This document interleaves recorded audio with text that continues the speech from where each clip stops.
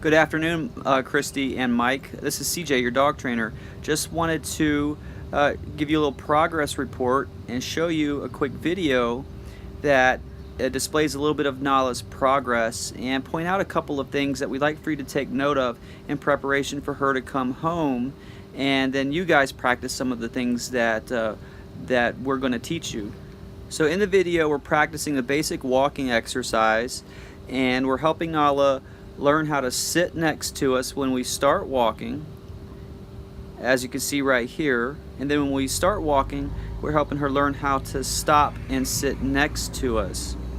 Now this is a big difference than before, because Nala wanted to run around us, hide between our legs, lay down, low crawl, stare at the ground. A lot of her behavior was consistent with a dog that has a little bit of insecurity.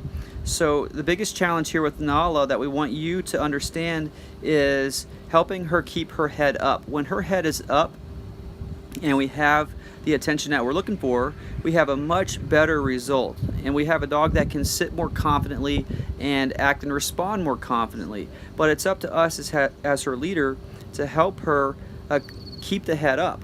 So everything that we do in this video includes her helping her keep her head up as much as possible. So I called her off the place, off the cot, and then I stop her and she sits in front of me and pays attention.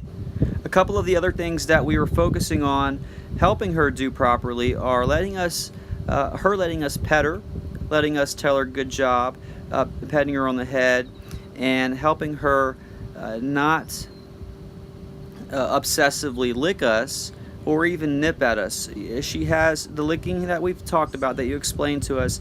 Yes, it's an anxious type of habit, and it also includes a little bit of a jaw chomp at the end. So with that being said, sometimes when we pat her on the head, she turns around like she wants to nip at your arm. She doesn't really nip your arm, but she has an anxious type response. So the more we help her do things properly, such as sit still, keep the head up, and let us pet her, and without her making the mistakes, the more she's practicing a different habit, practicing a more successful habit. So this is dog training. This is us conditioning her to do things properly and be a great dog.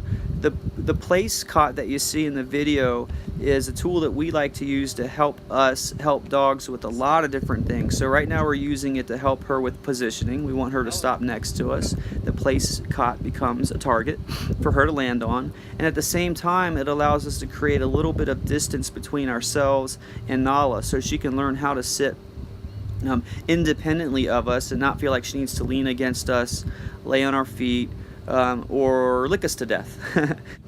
So it's quite common that dogs that have a little bit of insecurity will use us as their crutch. And what Nala likes to do is she likes to lean against us, lick us a lot, lay on our feet, hide her head between our legs, and those types of behaviors. But the one thing we want to do is help her not feel like she has to choose those actions, those responses as the answer. The answer is much different than that. The answer is to help her learn how to sit confidently and comfortably so that she can be mentally relaxed and a little bit more balanced, and that which will help her with a lot of her anxious type behavior.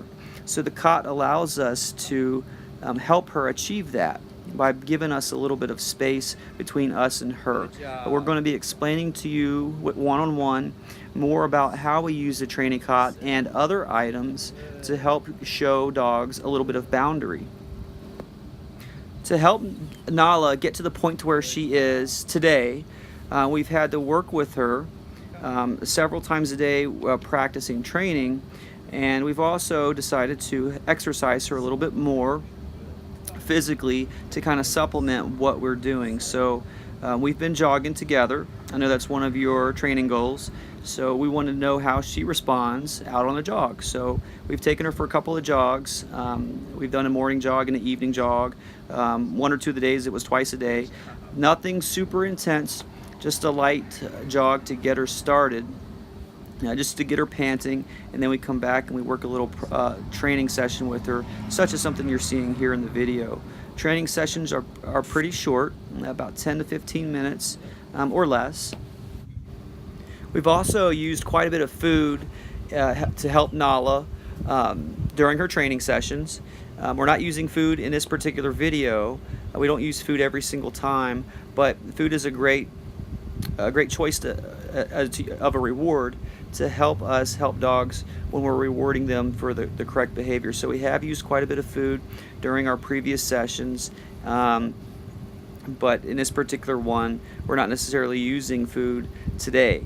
We're going to explain more about that in the hows and the whys and the when we like to use food and the proper ways to do it so that dogs are the most successful as a result. One of the biggest things that we want to point out also is the amount of patience required to help dogs be successful. When we're helping dogs learn something new, we don't want to rush through any part of what we're doing. So each thing that we're asking Nala to do here in the video, we're helping her achieve that successfully before moving on to the next step. As I've previously mentioned, after everything I ask her to do, we're helping her pick her head up and pay attention, make eye contact, because that attention is what drives the success that we're going to be able to have with helping Nala gain a little bit more confidence and be able to respond well when we're asking her to do things, including around distraction. So we have 6 days to go. Enjoy the rest of the video, and we'll see you here on Friday. Can't wait to meet you guys again and show you guys how to do some of the things that we're doing with Nala in the video, and have you guys learn how to be successful leaders and helping her make a bunch of progress well into the future. So until then, happy training.